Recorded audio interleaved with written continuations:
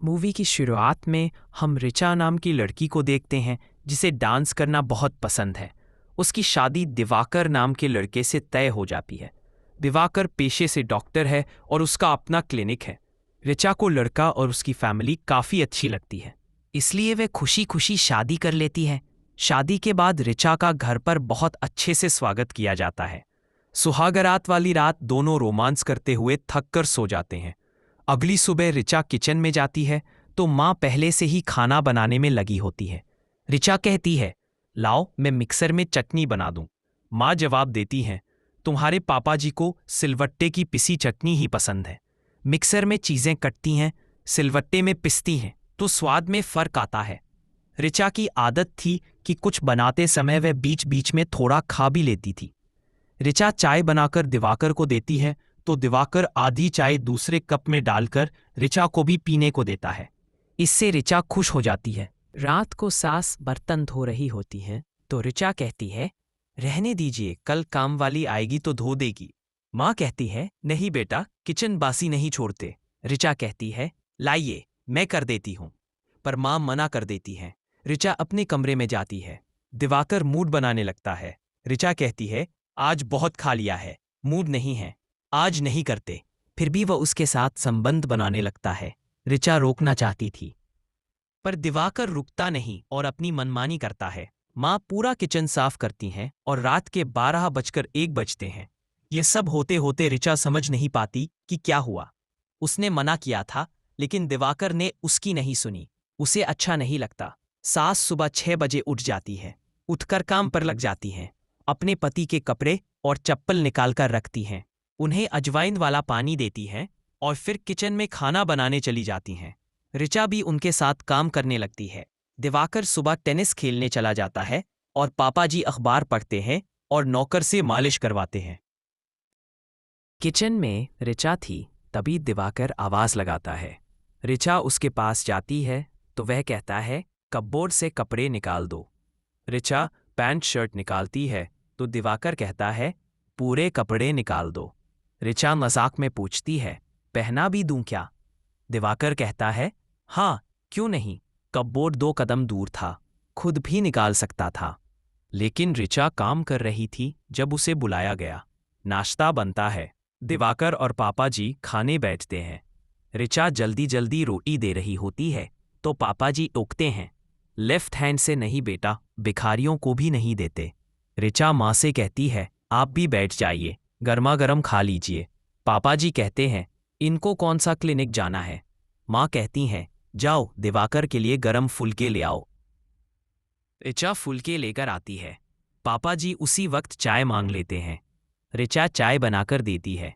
ऋचा उम्मीद करती है कि दिवाकर आज भी चाय शेयर करेगा, लेकिन वह नहीं करता और सीधे काम पर निकल जाता है। दोनों मर्द खाना खाकर झूठी प्लेट वहीं छोड़ देते हैं। उनके जाने के बाद दोनों महिलाएं खाना खाती हैं। ऋचा की दोस्त बबल जो डांसर है उसे रिहर्सल के लिए बुला रही होती है। सास की एक बेटी विदेश में रहती है, वह गर्भवती है और माँ को बुला रही है। ऋचा कहती है, घूम आइए, मैं सब संभाल लूंगी। माँ जाने की तैयारी करती हैं, अचार चिवड़ा वगैरह बनाती हैं। ऋचा भी मदद करती है और सीखती रहती है। माँ घर की जिम्मेदारी ऋचा को देकर निकल जाती हैं। अगली सुबह ऋचा चाय बनाकर पापा जी को देती है तो वे कहते हैं, मैं सुबह चाय नहीं पीता, आपकी मम्मी अजवाइन का पानी देती थी। ऋचा जल्दी से अजवाइन का पानी दे देती है और फिर नाश्ता बनाने में लग जाती है। सिलवट्टे पर चटनी पीसते हुए उसकी आंख में मिर्च चली जाती है तो वह जल्दी में मिक्सर में चटनी बना देती है। मिक्सर की आवाज़ पापा जी सुनते हैं पर कुछ नहीं कहते। नाश्ते में दिवाकर पूछता है, सिर्फ रोटियां है क्या, फुलके नहीं?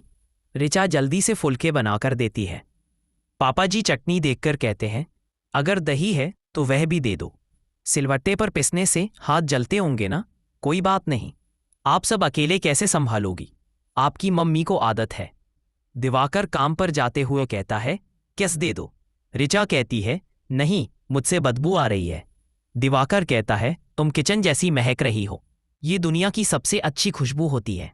सबके जाने के बाद ऋचा अकेले बर्तन और किचन साफ करती है। थोड़ी देर सुकून से अपने डांस वीडियो देखती है। तभी नौकर मटन देखकर कहता है, लंच बना दीजिए, साहब ने भेजा है। वह फिर काम में लग जाती है। गाना सुनते सुनते और नाचते नाचते खाना बनाने लगती है। दिवाकर का लंच टाइम होता है, लेकिन घर से लंच नहीं पहुंचा क्योंकि पक नहीं पाया। पापा जी खाने बैठते हैं। ऋचा कहती है, माफ कीजिए, मीट पक नहीं रहा था। पापा जी कहते हैं, आपने कुकर में पकाया ना? ये बिरयानी नहीं, पुलाव हुआ। दमपुख्त बिरयानी धीमी आंच में पकती है। शाम को दिवाकर आता है और कहता है, 12 घंटे काम करता हूं, खाना टाइम पर तो डिजर्व करता हूं। डिनर मिलेगा या नहीं? माँ कहती है, कुछ हफ्ते पुलाव ही खा लो। पापा जी कहते हैं, खाएंगे कुछ भी, पर बहू को घर संभालना सीखना होगा। अगला दिन पूरा डस्टिंग में निकल जाता है। ऋचा यूट्यूब देखकर दमपुख्त बिरयानी बनाती है और पापा जी को परोसती है। पूछती है, कैसी है? पापा जी चुप रहते हैं। ऋचा उदास हो जाती है। शाम को दिवाकर को लंच भिजवाकर ऋचा खुद अकेले खाना खाती है। रात में वह कहती है, दिन की बिरयानी बची है, वही खा लो। दिवाकर कहता है, नहीं, हल्का खाएंगे, कड़ी फुल्का। ऋचा मुंह बनाकर कड़ी बनाती है। ऋचा माँ से फोन पर कहती है, कोई मदद नहीं करता, सब कुछ खुद करना पड़ता है। पापा जी को खाना पसंद नहीं आता। रात को बर्तन धोते वक्त बेसिन जाम हो जाता है। गंदा पानी छूना उसे बहुत गंदा लगता है, लेकिन करना पड़ता है। थक कर सोने जाती है तो दिवाकर फिर उसी तरह ऊपर चढ़ जाता है, चाहे उसका मन हो या ना हो। ऋचा की भावनाएं कोई मायने नहीं रखती।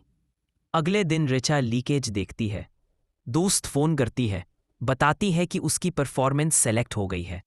ऋचा का मन होता है जाए, लेकिन कहती है मुश्किल है। उसे पता है वो नहीं जा पाएगी, तो दोस्त का नंबर ब्लॉक कर देती है। वॉशिंग मशीन में कपड़े धोते हुए पापा जी कहते हैं कि मशीन में पसीने के दाग नहीं निकलते। ऋचा दिवाकर से कहती है, प्लम्बर बुलाओ, पर वह ध्यान नहीं देता।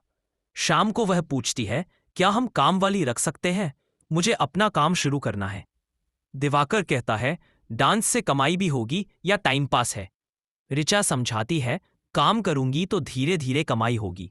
दिवाकर चिढ़कर कहता है, 50-60 मरीज देख गया और तुम शुरू हो गई। रात को ऋचा सोफे पर सो जाती है, क्योंकि कमरे में जाती तो दिवाकर फिर जबरदस्ती करता। अगले दिन ऋचा कहती है, पीरियड्स आ गए हैं। दिवाकर कहता है, तुम किचन में मत जाना, रेस्ट करो। खाना बाहर से लाता है। क्लिनिक से एक महिला को सफाई के लिए भेजता है। वह कहती है, भाभी आप आराम करो, इस घर की औरतों को कभी आराम नहीं मिलता। ऋचा पूछती है, काम वाली मिलेगी? महिला कहती है, एक भी नहीं टिकी, घर में बहुत किचकिच है। पीरियड्स खत्म होते ही ऋचा फिर सब संभालने लगती है। पापा जी को खाना देते समय कहती है, मैं सोच रही हूं डांस टीचर बन जाऊं। दिवाकर तुरंत कहता है, ये तुम्हारी हॉबी है, जॉब नहीं। पापा जी कहते हैं, फैमिली में सूट नहीं करेगा। दिवाकर कहता है, अभी अप्लाई मत करो, गर्भवती होते ही छोड़ना पड़ेगा। रिश्तेदार आते हैं, तन्नू भैया और बिन्नी भाभी। शिकंजी की फरमाइश होती है। तन्नू भैया कहते हैं, शिकंजी बनाना कला है। बिन्नी भाभी कहती हैं, ये घर है, ढाबा नहीं। तन्नू भैया कहते हैं, बीवी कमाती हो तो धौंस चलती है। खाने में मटन की मांग होती है। तन्नू भैया खुद बनाते हैं और किचन गंदा कर देते हैं। अगले दिन ऋचा नाश्ता बनाकर लंच भिजवाकर इंटरव्यू के लिए निकलती है। तभी पापाजी पूछते हैं, कहाँ जा रही हो? वह बताती है। पापाजी कहते हैं, मैंने मना किया था, मम्मी भी पीएचडी हैं, मगर घर और बच्चे जॉब से पहले। अब एक दिन ऋचा और दिवाकर एक दोस्त के घर डिगर पर जाते हैं। वहां दिवाकर झूठी प्लेट्स उठा देता है। ऋचा चुटकी लेती है। दिवाकर कहता है, मैं घर पर मदद नहीं करता। ऋचा कहती है, कौन सी मदद? किचन तो क्या, टेबल तक से नहीं उठते। दिवाकर कहता है, मैं क्लिनिक में अकेला काम करता हूं, तुम आओगी क्या वहां? ऋचा कहती है, तुम जाने दोगे मुझे? ऋचा नशे में सब बोल देती है। घर आकर दिवाकर मुंह फुला लेता है। ऋचा माफी मांगती है। वह शांत होकर अचानक संबंध बनाता है। न प्यार न फोरप्ले। ऋचा की इच्छा खत्म हो जाती है। प्लम्बर नहीं आता। दिवाकर कहता है, बैग पैक कर दो, मुझे कॉन्फ्रेंस जाना है। पापा का बर्थडे आ रहा है, खाना बढ़िया चाहिए।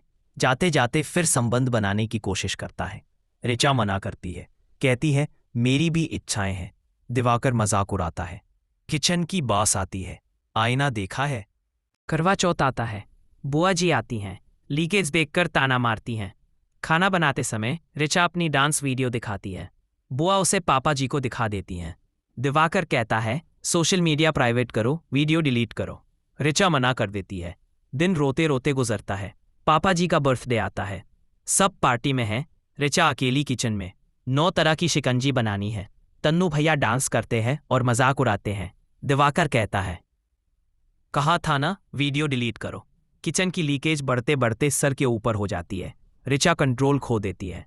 गंदे पानी की बाल्टी उठाकर ग्लासों में शिकंजी की तरह भरकर बाहर भेजती है। दिवाकर गुस्से में आता है। ऋचा बचा हुआ पानी उसके मुंह पर फेंक देती है और घर छोड़कर निकल जाती है। मायके जाकर ऋचा सब बताती है। माँ बाप कहते हैं, इस बात पर कोई घर छोड़ता है क्या? तभी छोटा भाई आता है और पानी मांगता है। माँ कहती है, ठंडा पानी दे दो।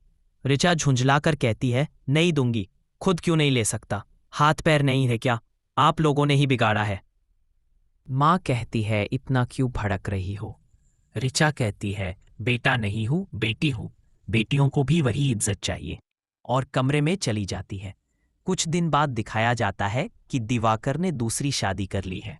नई बहू वही सब काम करती है। ऋचा आखिर वही करती है जो वह हमेशा चाहती थी। डांस टीचर बन जाती है और अपने हुनर से खुश है। यही फिल्म खत्म होती है।